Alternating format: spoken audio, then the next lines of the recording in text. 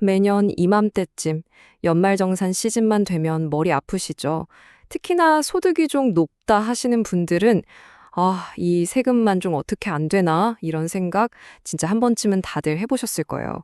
그래서 오늘 정말 아는 사람만 안다는, 그래서 더 강력할 수밖에 없는 절세 비법 하나를 제대로 파헤쳐 보려고 합니다. 그렇죠. 사실 고소득자분들한테 가장 큰 골칫거리는 뭐니 뭐니 해도 바로 세금일 겁니다. 정말 열심히 일해서 벌었는데 거의 절반 가까이가 세금으로 쑥 빠져나가는 현실. 이거 정말 답답하잖아요. 우리가 보통 아는 그런 절세 방법들, 그걸로 과연 이 높은 세금을 감당할 수 있을까요?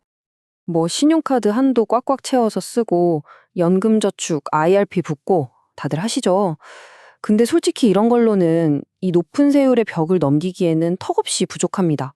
혹시 이 모든 걸 그냥 한 방에 뛰어넘어 버리는 말 그대로 게임 체인저 같은 그런 방법이 어딘가에 숨겨져 있다면 어떨까요? 그리고 실제로 있습니다. 자, 이 그래프를 한번 보세요. 이미 눈치 빠른 투자자들은 벌써 움직이고 있다는 증거입니다. 개인 투자 조합이라는 건데요. 2018년에 32개에 불과했던 게 2022년에는 거의 1000개 가까이, 무려 30배 넘게 폭증했습니다. 여러분, 이건 그냥 단순한 유행이 아니라는 거죠. 아니, 대체 이 개인 투자 조합이라는 게 뭐길래 이렇게까지 시장이 뜨거워지는 걸까요? 지금부터 그 정체를 하나하나 아주 속 시원하게 까보겠습니다. 아주 간단하게 말하면 이겁니다. 정부가 우리나라의 유망한 벤처기업들 좀 쑥쑥 클 수 있게 여러분이 투자 좀 해주세요. 대신 저희가 세금은 정말 파격적으로 깎아드릴게요. 하고 만든 제도예요. 그러니까 투자자는 소득공제 받아서 좋고 기업은 투자금 받아서 좋은 그런 구조인 거죠. 그럼 대체 얼마나 파격적이냐? 바로 이겁니다. 이 차이가 핵심이에요.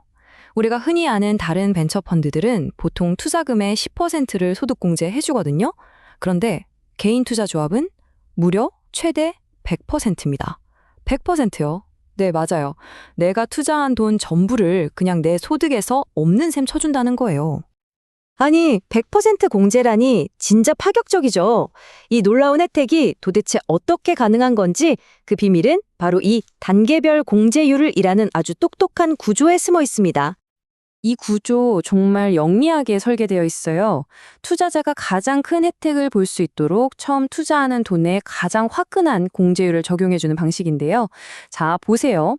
일단 처음 3천만 원까지는 100%다 해주고 그걸 넘어서 5천만 원까지는 70%, 그리고 5천만 원을 초과하는 금액부터는 30%를 공제해주는 거죠. 백문이 불여일견이죠. 말이 복잡해 보이지만 직접 계산해보면 아주 간단합니다. 가장 많은 분들이 하시는 케이스 5천만 원 투자를 예로 들어서 바로 한번 계산해 볼게요. 자, 내가 5천만 원을 투자했어요. 그럼 그 중에서 첫 3천만 원은 100% 공제를 받아서 3천만 원이 그대로 공제되고요. 그리고 남은 2천만 원 있죠? 이 금액에 대해서는 70%가 적용돼서 1,400만 원이 추가로 공제되는 겁니다. 자, 그럼 이 둘을 합쳐볼까요? 3천만 원 더하기 1,400만 원, 총 4,400만 원입니다. 이게 무슨 말이냐면요. 내가 5천만 원을 투자했는데 내 소득에서 무려 4,400만 원을 그냥 빼준다는 거예요. 거의 투자한 돈 전부를 공제받는 거죠. 엄청나지 않나요? 자, 좋습니다. 4,400만 원 소득 공제. 말은 좋은데 그래서 이게 실제로 내 통장에 얼마의 현금으로 돌아온다는 얘기일까요? 지금부터가 진짜 중요한 부분입니다. 당연한 얘기지만 이 혜택은 내 소득이 높을수록, 그러니까 적용되는 세율이 높을수록 훨씬 더 커집니다. 자, 예를 들어서 38.5% 세율 구간에 있는 고소득자라고 한번 가정해 볼게요. 만약 이분이 3천만 원을 투자했다. 그럼 어떻게 될까요? 3천만 원은 100% 소득공제 대상이잖아요. 여기에 세율 38.5%를 곱하면 연말정산 때 내 통장에 다시 꽂히는 돈이 무려 1,155만 원입니다. 이건 그냥 세금 좀 덜 내는 수준이 아니에요. 거의 월급 한 번 더 받는 수준이죠. 이게 정말 중요한 포인트인데요. 2,155만 원은 사실상 확정 수익이나 다름없습니다. 투자를 하자마자 38.5% 수익을 일단 확보하고 시작하는 거예요. 그렇기 때문에 나중에 혹시라도 투자가 좀 잘 안 풀리더라도 이미 받아놓은 이 환급액이 손실을 막아주는 엄청나게 강력한 안전장치가 되어주는 겁니다. 자, 그런데 이렇게까지 좋은 혜택에 아무런 조건이 없을 리가 없겠죠? 세상에 공짜 점심은 없으니까요. 지금부터는 이걸 하기 전에 정말 반드시 확인해야 할 중요한 규칙과 위험들을 짚어보겠습니다. 가장 중요한 핵심 규칙들이에요. 첫째, 최소 3년 동안은 돈을 뺄 수가 없습니다. 의무 투자 기간이죠. 당연히 이 기간 동안 내 돈은 꼼짝없이 묶이는 거고요.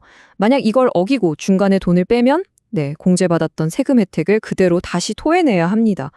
그리고 투자는 이미 상장된 주식을 사는 게 아니라 새로 발행하는 주식에만 가능하다는 점도 꼭 기억하셔야 합니다. 그리고 아주 중요한 한도가 있어요. 이 소득공제, 무한정 되는 게 아닙니다. 내 전체 소득의 50%까지만 가능해요. 예를 들어서 내가 한 해에 버는 돈이 1억 원이다. 그러면 최대 5천만 원 투자분까지만 이 혜택을 온전히 누릴 수 있다는 거죠. 바로 이래서 아까 저희가 5천만 원을 예시로 든 겁니다. 이게 가장 효율적인 구간인 셈이죠. 그럼 이 모든 내용을 종합해서 한번 생각해 볼까요? 이 엄청난 혜택과 동시에 분명한 위험을 가진 전략. 과연 나에게도 이게 맞는 카드일지 한번 따져볼 시간입니다. 한번 정리해 볼게요. 장점은 명확하죠. 정말 다른 어떤 것과도 비교하기 힘든 막대한 소득공제 혜택. 그리고 그걸 통해 바로 현금을 돌려받으니까 투자 위험이 줄어들고요. 물론 투자한 벤처기업이 대박나면 높은 수익도 기대할 수 있겠죠. 반면에 단점도 뚜렷합니다. 3년 동안 내 돈이 묶인다는 거, 그리고 이건 어디까지나 투자이기 때문에 원금을 잃을 수도 있다는 위험. 여기에 말씀드린 여러 가지 엄격한 규칙과 페널티도 있고요. 결국 마지막 질문은 이것 하나로 귀결됩니다. 투자하자마자 거의 40%에 가까운 눈에 보이는 확실한 이익을 얻는 대가로 3년이라는 시간 동안 돈을 묶어두고 투자 자체의 불확실성을 감수할 수 있는가? 이 저울 위에서 여러분의 선택은 과연 어느 쪽을 향하게 될까요?